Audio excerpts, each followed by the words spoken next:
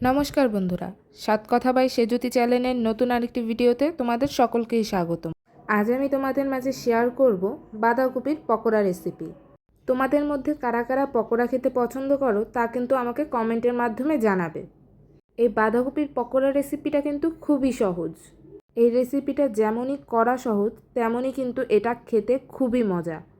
বন্ধুরা, তোমরা আজকের এই রেসিপিটা দেখে বাসায় একবার হলেও বাঁধাকপির এই পকোড়াটা ট্রাই করবে।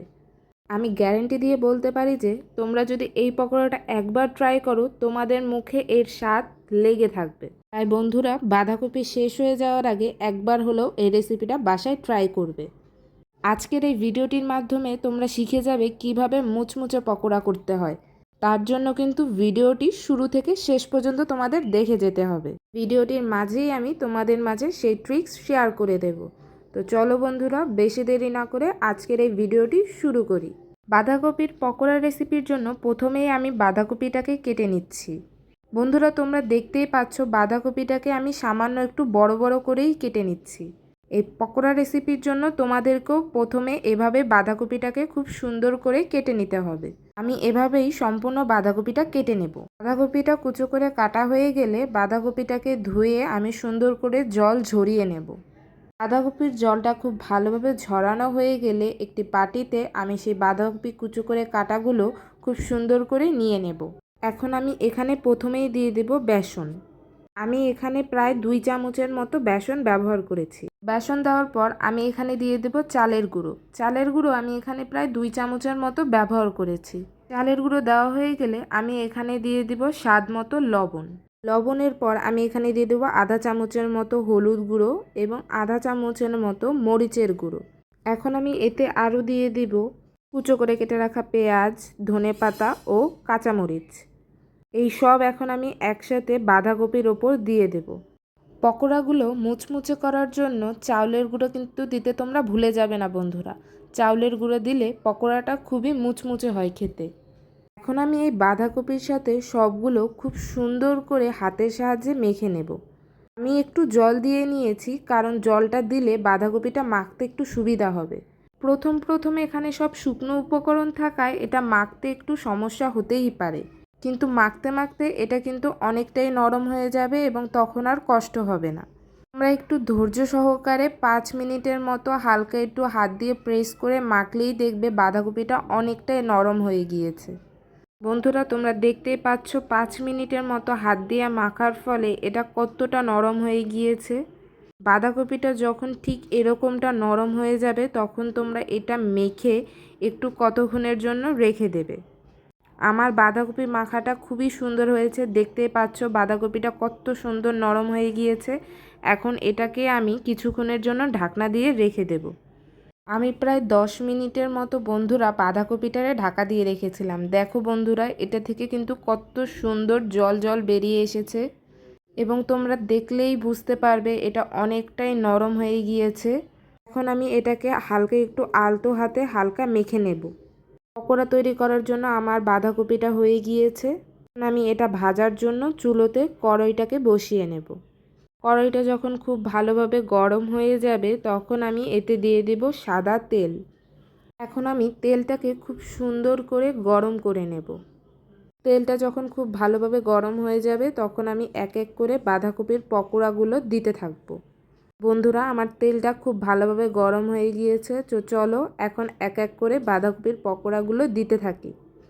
প্রথমে বাঁধাকপিটা নিয়ে একটু গোল গোল করে বাঁধাকপিটা হালকা একটু হাতের সাহায্যে প্রেস করে হালকা একটু পাতলা করে নিয়ে নেব।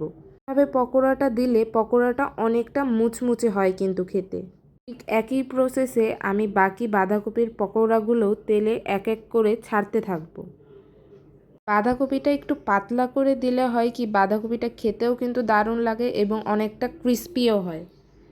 তাই তোমরা বাঁধাকপিটা যখনই তেলে দেবে একটু মোটা করে না দিয়ে এরকমই পাতলা করে দিবে। পাতলা করে দিলে ভাজাটাও কিন্তু খুবই তাড়াতাড়ি হয়।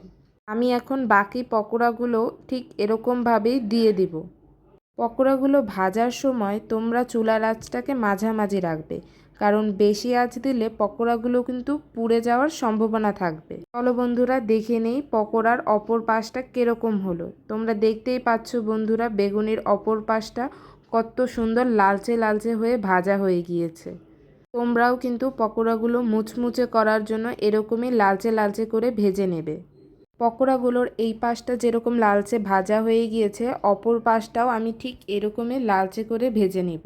প্রায় 5 মিনিটের মতো ভাজার পর দেখছো বন্ধুরা, আমার বেগুনের অপর পাশটাও কিন্তু এরকম লালচে হয়ে ভাজা হয়ে গিয়েছে।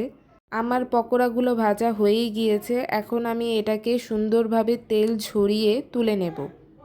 বন্ধুরা, তোমরা তো দেখতেই পাচ্ছ আমার বাঁধাকপির পকোড়াগুলো কত সুন্দর হয়েছে। এখন আমি বাকি পকোড়াগুলোও ঠিক একই রকমভাবে ভেজে নেব।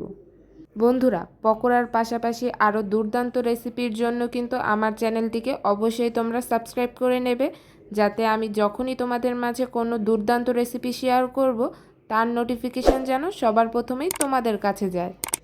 আমার চ্যানেলে কিন্তু তোমরা পকোড়ার পাশাপাশি আরও অনেক সুস্বাদু সুস্বাদু রেসিপি পেয়ে যাবে।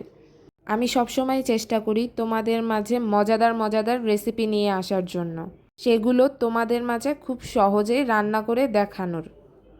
বন্ধুরা, এই ভিডিওতে তোমরা যারা প্রথম 10 জন কমেন্টস করবে তাদের নামই কিন্তু আমি পরের ভিডিওতে সবার প্রথমে জানাবো। তাই দেরি না করে এক্ষুনি তোমরা কমেন্টস করে জানাও আজকের ভিডিওটি তোমাদের কেমন লাগলো।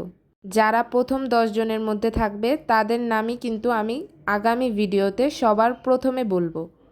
তোমরা এই পকোড়াটা কারা কারা ট্রাই করেছো এর আগে সেটাও কিন্তু আমাকে জানাবে। আমি বাকি পকোড়াগুলোকেও ঠিক এরকমই লালচে করে ভেজে নিব। বন্ধুরা, বাঁধাকপি শেষ হয়ে যাওয়ার আগে কিন্তু একবার হলেও এই রেসিপিটা বাসায় ট্রাই করবে।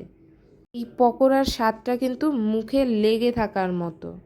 এই পকোড়াটা করতে যে খুব বেশি উপকরণ লাগে তাও কিন্তু না। তোমাদের যখনই খেতে ইচ্ছে করবে তখনই তোমরা এটা খুব ঝটপট বানিয়ে ফেলতে পারবে। আর বাঁধাকপি মাখার সময় তো বললামই, চাউলের গুঁড়োটা দিতে ভুলে যাবে না, দেখবে তোমার পকোড়াও হবে মুচমুচে। পকোড়ার দুটো পিঠই আমার লালচে করে ভাজা হয়ে গিয়েছে। এখন আমি এগুলোও খুব সুন্দর করে তুলে নিব।